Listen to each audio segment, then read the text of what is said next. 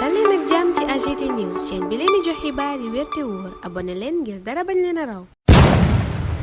AGT News. Bismillah dal leen ak jàmm ci chaîne bi ngeen taamul seen bopp AGT News. ña doon am xel ñaar ci élection 2024 yi dama ñu ko tëggam déet Vox Populi ñoom lay waxal ci xëtam gu njëkk naan leen élection yooya dana am ndax Macky Sall dëggal na ñaar fukki fan ak juróom weeru février di bés ba nu jàppoon firnde gi mooy décret bay convoqué collège électoral ba Macky Sall xaatim na ko ñaar fukki fan ak juróom ñeenti weeru novembre. critique naan élection yooyu de tëggaguñ ko waaye mu ngi mel ni sabar gu tas journal bi de juróom-ñetti fukki fan ak ñett moo dox suñu digganteeg ñaar fukki fan ak juróom weeru février maanaam ñaari weer ak ñaar fukki fan ak benn waaye yéene kaay bi nee na ba tey dara leeragul bu nu coowul jëmee ci fichier ba ña ngay coow jëmee ci chèque caution ya ñuy delloo ak clé USB ya am jafe-jafe mbaa candidat yuy rocceeku bés bi naan ko ma yow xanaa Youssou Ndour ngay waxal borom fekkee ma ci boole mi xamle barki démb ne yooyu la élection du ca bokk l'observateur ne ko ci interview choc la ko xamle moom Youssou Ndour boobale waxtaan yi junj na ca coowal Aby Ndour ak Viviane mbëkk meeg baalu fin d'année point actu naan waaye du fin wam ci wàllu politique donte bokkul ci élection présidentielle bu 2024 moom Youssou Ndour taxul mu rocceeku ci làng gi ndax nee na ay gëtam yépp mi ngi ko teg ci élection législative bi ñu dëkkmal fekkee ma ci boole Youssou ca point actu ma nga naan ay député yu bari lan bëgg ca assemblée nationale enquête booba jamono naan cour suprême moom Khalifa Sall Ousmane Sonko ak Karim Wade ñoo bokk lañu fay wuti ñoo bokk lañuy xeex waaye it boo mayiwul seeni ëllëg benn lay doon enquête nii la xëyee becc li dal ñett ñooña mu fësal ci xëtam gu njëkk waxit lan ca nuróole lépp ca kanam cour suprême na mu dàqee seeni càkkuteef ba nañu ñàkkee xeex yañ sumboon les éconan kaay ba wax leen ngeen ci Khalifa Sall tournée mottali yéene ba muy amal ca Fouta cortège ba yéene kaay bi ne dañ koo bloqué waaye Khalifa Sall boole wu ca wax ju bari moom pied la rue la ko def wàcc ca oto ya ànd ak mbooloo may dox ne leen sañ nañoo arrêté suñuy cortège waaye suñuy tànk ñoo ko moom te bu neexee dox yéene kaay bi ne moom ak ñam àndal ñëpp ban xultoo ba nuppi loola Khalifa Sall wax lan mujjee def dox ak seeni tànk mottal yéene Karim Wade mi yéene bokk ci élection présidentielle bu 2024 Walf Quotidien booba jamono ma nga naan ñu na mu jege yooyele élection noona la ko sore bala nuy sori yooyele élection ñu wax ci jafe-jafey processus électoral bi professeur Babacar Gueye di càmbar ci Sud Quotidien constitutionnaliste bi gannaaw parrainage yu mu ne am na ñu koy jënd ma ngay wax itam ci ñàkk kolonte gi am ci way politique yi te tàmbale jur coow laas naan ko société civile bi jafe-jafe yooyee ñuy ragal ci élection yi moo waral ñu bëgg a sulli assise nationale yor bi dëggal ko ne Mamadou Lamine Loum Penda Mbow ak ñeneen assise ya lañ sulli ak lën tënkoon téye ca CNRI di commission nationale de réforme des institutions lanu bëgg mooy lanu fa waxtaane woon ba tënk ñu doxal ko l'info ne jubluwaay bi yépp nag mooy coowal démocratie ak politique gi am ci réew mi ñu saafara ko source a booba jamono naan ñu Macky de lim jàppee saafara ci góomuk réseaux sociaux yi ko sonal lool mooy daa mel ni di photo woog saagakat ya fa ne journal bi ne gannaaw Kaliphone Awa Seck di Awus Kiti moom la ñu gis mu taxaw ak président Macky Sall ci nataal l'observateur naan ko Macky kay fi mu ne mooy parrainé contre valeur yi maanaam lépp lu ñaaw ñëpp di ko ŋàññi président Macky Sall day mel ni ku koy daganal yéene kaay bi wax ci diggante moom Macky ak saagakat yaak traître ya ñëwit ci wuute gi am ci li muy wax ak la muy def yéene kaay bi tuddee ko double jeu